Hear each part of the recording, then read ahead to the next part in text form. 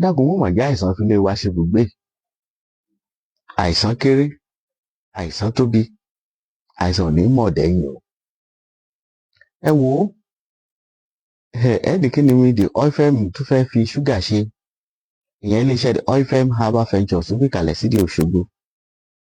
Ṣẹ́rí, ohun tá a fẹ́ fi ṣúgà ṣe ò pọ̀.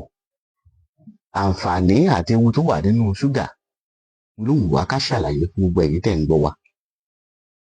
Àwọn tó ń ṣe ṣúgà, a kí wọn, iṣẹ́ takuntakun ni wọ́n ń ṣe.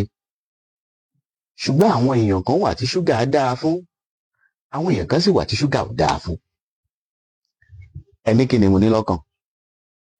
Ìwọ tó o bá ti kíyèsí pé o ní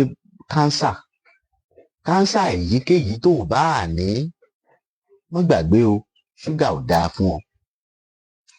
Kẹrí lẹ́nu àìpẹ́ yìí, àwọn èèyàn kan ń pè mí, wọ́n ní àwọn ti ná gbàrà, àwọn ti ná gbòòrò, àwọn nẹ́sẹ̀ kùkú, àwọn lójú ọ̀nà lórí ọ̀rọ̀ kánsà. Wọ́n ní kánsà ò lọ. Mo wá sọ, mo ní kánsà ò lọ, kánsà ò lè lọ tẹ́ ẹ bá ń jẹ ṣúgà. Ìdí rèé tí mo ṣe mú prógráàmù yìí wá o. Ìwọ tó ń bá ń tírìtì kánsà èyíkéyìí tàbí òun gbà tọ́jú kánsà èyíkéyìí, bóyá lọ́nà ìbílẹ̀ ni tàbí òun gbà ìtọ́jú kánsà èyíkéyìí, bóyá lọ́nà ìtọ́jú ìṣègùn tìgbàlódé ni, dákun ohun àkọ́kọ́ tó nílò láti ṣe ni kó jìnnà sí ṣúgà. Kì í wá ṣe ṣúgà oníkóró báyìí nìkan tàbí ṣúgà oníyẹ̀fun. Gbogbo ohun tó ní ṣe pẹ̀lú ṣúgà pátá lọ gbọ́dọ̀ jìnnà sí. Kí nìdí? Ìdí ni pé tí kánsà bá ti ń ṣèèyàn, téèyàn bá ti ń jẹ ṣúgà, wọ́n tètè máa ń jẹ́ kí kánsà ó gbèrú lára ni. The circulation of cancer cells á wá pọ̀ nínú ẹ̀jẹ̀ rẹ̀. Tó o bá ti fẹ́ kí circulation cancer cell ó pọ̀ sí lára rẹ, ohun tó dáa jù ni kó pa ṣúgà tì. Kí wá ṣe ṣúgà nìkan.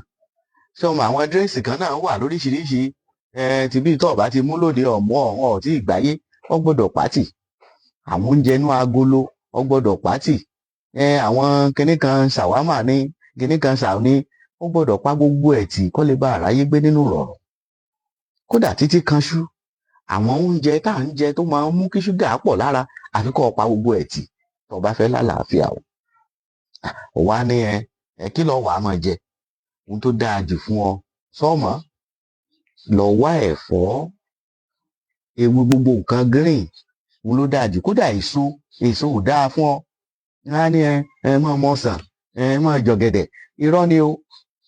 The sugar content in those fruits ó lè mú kí cancer cell ó tún gbèrú sí lára rẹ̀. Ṣé o mọ̀ ọ̀gẹ̀dẹ̀ tó ń pè lọ́gẹ̀dẹ̀ kẹlú? Ọ̀gẹ̀dẹ̀ tí wọ́n fi ń ṣèlùbọ́, èlùbọ́ tá a ṣe lára ọ̀gẹ̀dẹ̀ ni wọ́n ń pè ní èlùbọ́ kẹlú. Èlùbọ́ yẹn ló dáa jù fún ọ tó o bá ti ní cancer. Tó o bá ti rí pé wọ́n ti ń bẹ̀rẹ̀ sí rí kóró lọ́yàn rẹ, tètè pa gbogbo oúnjẹ tó ní ṣúgà tì, kó o bẹ̀rẹ̀ sí jẹ oúnjẹ tó máa fún ọ lálàáfíà. Ó wá fẹ́ pè wá pé àbí treatment cancer wà, bóyá breast cancer lọ níní àbí kíní kan lọ níní. Ìwọ pé nọ́mbà yìí 09065636184. Àlàáfíà Ọlọ́run ò ní fi ọ́ lẹ̀ o. Láṣẹ Elédùmarè.